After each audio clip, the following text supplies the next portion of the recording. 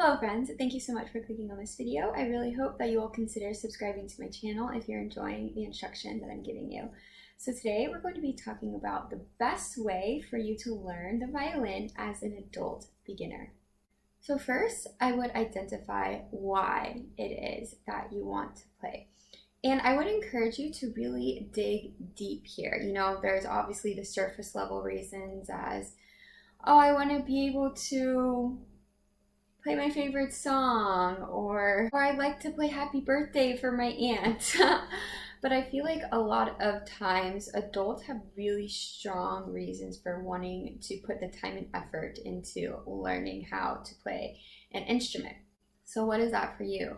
Maybe you wanted to play the violin back when you were 7, but your parents couldn't afford it. Or maybe you had a grandfather that played the violin and you want to play so that you can feel closer to him. Really identify your reason why, because this reason why is going to keep you going when times get tough. So after you've identified your very strong emotional reason why, second, I would evaluate your goals. So that's one of the first things I ask when I meet a student for the first time. What is your goal for these lessons? Do you really want to learn how to read music? Do you really want to be able to improvise? Are you into maybe jazz or fiddle music? What is it that you want to accomplish with your lessons? And once you know that, it's going to make your path a lot easier. It's going to make it easy for you to judge if you mesh with a particular teacher or not. So that is the second thing I would do. So next, after you've identified your reason why and your goals, I would highly suggest looking for a teacher that embodies those goals. So for example, if you want to be a fiddler, then find a really good fiddler and ask to have a trial lesson with them. If one of your goals is to be able to play the violin very well, like you want to be very technically proficient, then I would highly suggest looking into the Suzuki Method. I have a video here on my channel. I think it's called, Is the Suzuki Method Right For You? And I'll leave that linked down here below so you can maybe watch that and figure out if the method is right for you. But the Suzuki Method is all about technique. So if that is one of your goals, becoming very technically proficient, being comfortable, relaxed, having a solid tone, being able to shift and do vibrato all up and down the instrument, then I highly recommend the Suzuki Method. But I might be just like a tiny bit biased, but you know. Anyway, I highly recommend working with a teacher for a few reasons. Yes, there are a lot of online resources out there, but these resources don't provide individualized feedback, especially when you're very beginning and maybe you've never played an instrument before. You don't really know what you're doing. You don't know if what you're doing is right, if it's wrong, and if you know it's wrong, you're not exactly sure how to fix it so that it's right.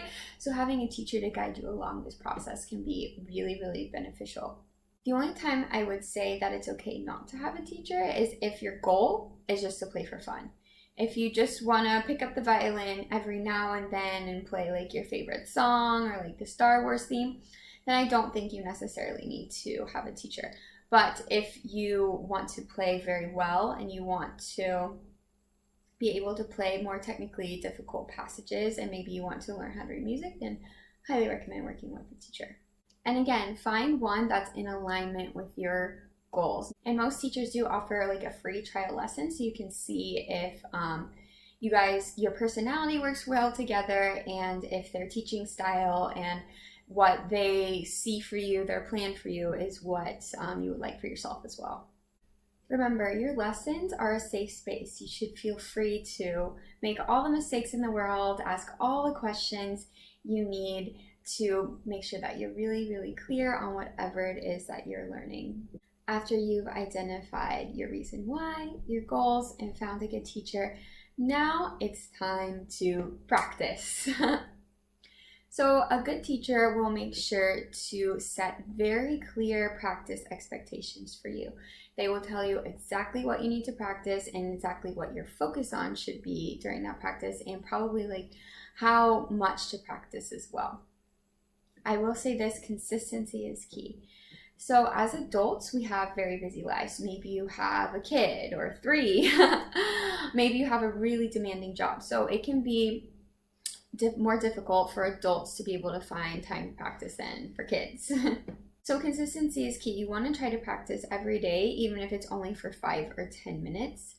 And you also want to be very purposeful in your practice. Even if you only have 10 minutes that day, you want your mind to be really engaged. You want to have a clear goal and outcome for that practice session. You can say, I improved this in those 10 minutes, and that will make you feel really good about yourself. Next, I would say have realistic expectations. So many students want to start learning vibrato after like 2 months of playing. And maybe if you're just playing for fun, then that's totally fine. You might not be doing it completely technically correctly, but if that's not your main goal, that's not your priority, then you do you. But if you are trying to become really technically proficient, it is going to take more than 2 months to be able to learn vibrato. So really take your teacher's advice. If you have questions about like their path, definitely ask them. It's going to take a bit longer to get the basics down right at first, right? Everything is new and you want to get everything working really well and properly before you set off and play repertoire.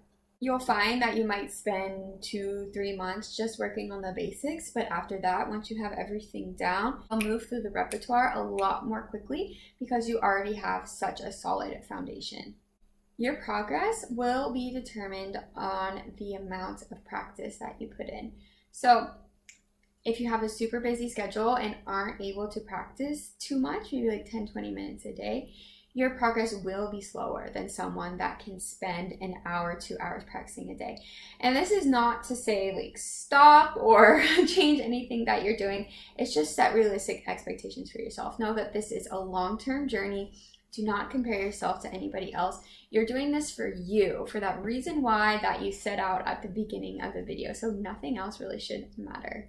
Finally, just have fun. I know at least a part of why you started to play is because it's fun, right? And it can be easy to get wrapped up in all the technical elements and things you think you're not doing right or things you want to be better at. But remember, you're playing for you.